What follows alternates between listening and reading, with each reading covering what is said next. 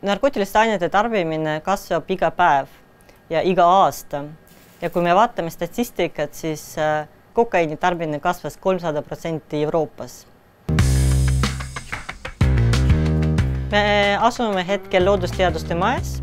See on Keemia ja Biotehnoloogia Instituut. Siin laboris on loodud Drug-Hunter, mis on politseiniku sõber ja mida kasutatakse iga päeval politsei poolt narkoreididel.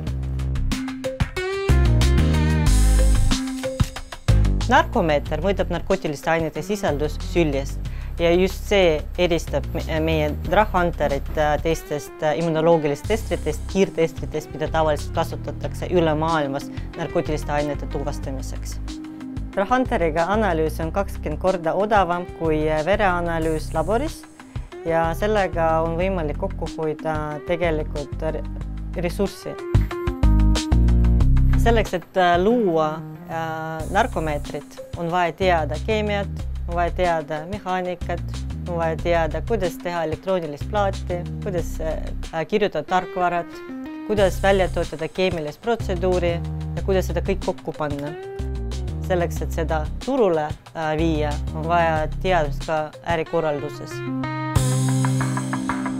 Meie tuleviku eesmärk teha seda seadmed väiksemaks, mugavamaks, ta oleks tundlikum, kui ka tegelikult võimaldaks analüüsida erinevaid aineid korraga veel rohkem.